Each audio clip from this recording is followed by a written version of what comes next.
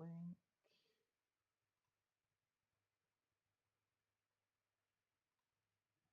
So this is the video link, which is currently saying offline. It's on now.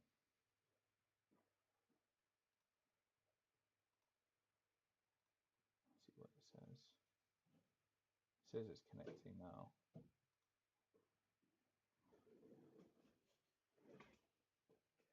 There you go. So although we don't have the most engaging content in the background, it is just a simple workflow to show sending feeds in. And it's capturing all my audio as well, that's handy.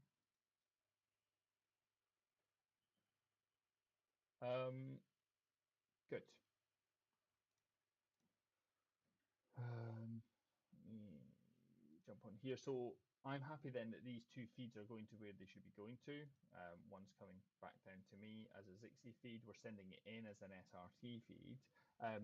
What this is doing in the background is essentially calculating how much data is leaving the platform so that it can bill the receiving organization. In this case, the receiving organization is us. We've set these outputs, so we would get the bill for it. However, if you were to share the rights to these feeds with other organizations, do that through the settings page. I'll cover the rest of these in a second, but source permissions, you just invite an organization. What I did is I did an example earlier of a European broadcast partner, and we added them in. What it does is we invite an organization. If I did CT UK, save and generate, the platform's going to generate me this unique code. I can copy it, download it as a text file, or just copy it to my clipboard and share that with the person that I know at CT UK to make an account. So they then come into the account and they do the inverse. They go to join organization and they put that key in. What that does is then allows this interaction between the two organizations. What I mean by that interaction is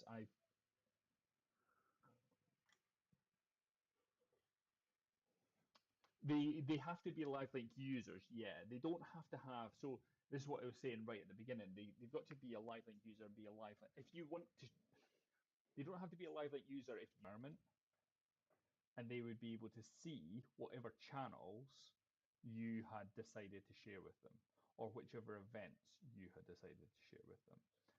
If I show you this little dialog box, so this was the unique key that was just created. And then under here, you've got permission. So you've got show all events. So you can just carte blanche, they can see any event that I create.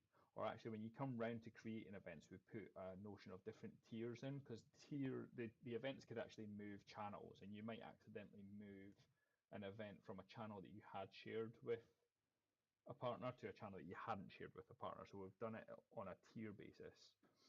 So as long as we, that's a very good point that I hadn't even thought of until you said that. No, no, no, that's fine. We definitely need to add a tier four there, maybe a tier five as well. Yeah.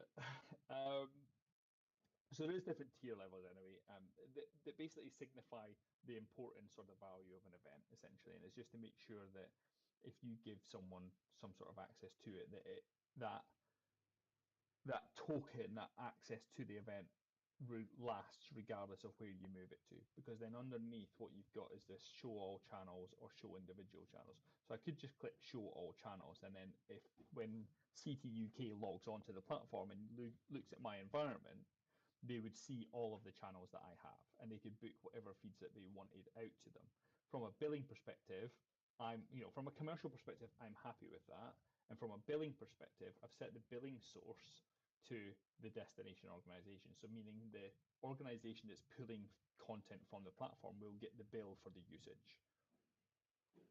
You could set it so that it was your organization. So regardless of how much content CT UK takes from the platform, I will always pick up the bill because I have a commercial relationship with them and we're capturing it somewhere else, perhaps.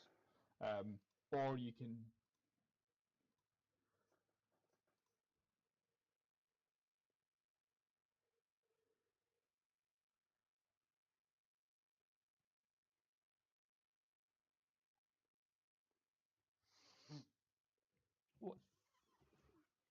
it is possible so that you could, I mean, it's something that we thought about very early on. I will at least hold my hand up and say that. Whether I don't think we've actually followed through and developed anything around it. So there is the ability to change the amount that each um, receiving destination gets billed on a per gigabyte basis, but there's not a notion of like a one-off fee for the event that says like, okay, you can pay £5,000 for the rights to this content and include delivery, and you can do it all through the platform. Is that the sort of thing that you mean? So it's like the rights to the content and the technical delivery fee all in one. No, no, it's so right in the early days we were looking at this as a potential way of people advertising their content and stuff as well. And it is definitely something that's going to come, whether it's something that we do or not, is the ability to do it all through entitlements. We've been in discussions with a third party who look at rights contracts, and the result of that rights contract is like a blockchain sign off. And that blockchain calls an API on our platform and says, okay, authorize this feed to them because they've signed it elsewhere.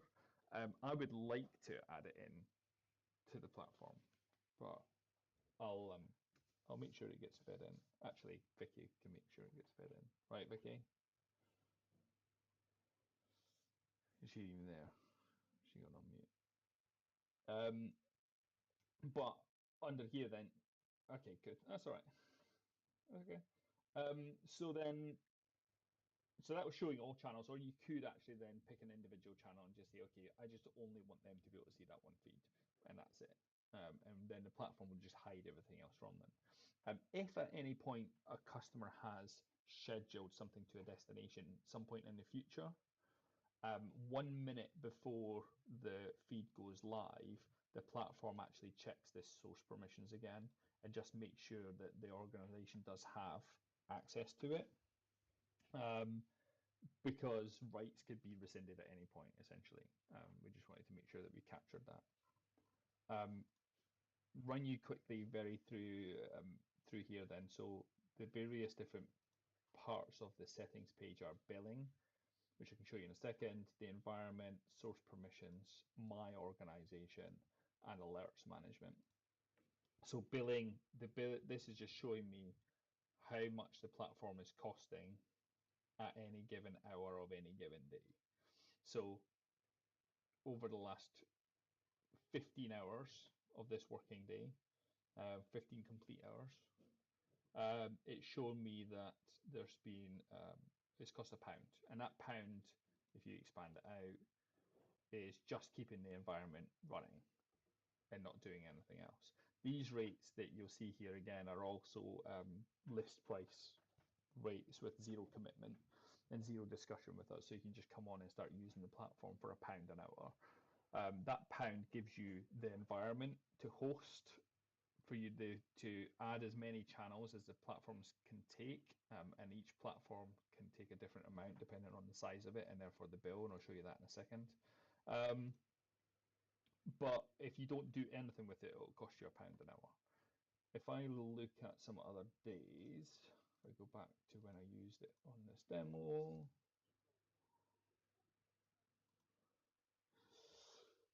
you can there is some variances to what you can do and what the impact of what you do has. So what's the day, the 22nd? You Once you're on here and you start adding destinations, you're adding these destinations to the environment. So you can't pause it. You can lower it down to the smallest possible size, because I'll show you how to scale the size of the instance in a second. But in order to keep it running, it needs to, or sorry, in order to save the config at this moment in time, it needs to stay running. It's then a decision ultimately between days that you use it is, do you want to pay £24 that day, of no use and set everything up again when you do come back to use it. And right now, it's a toss up between those two things. There may be no zero promises, but there may be the ability in the future to export your settings so you can shut it down and add it back in. What the issue is that your this environment is running in a cloud platform and has an IP address, and all of your sources are pointed at that IP address, and all of your destinations are pointed to that IP address or have whitelisted, IP address. By shutting the thing down,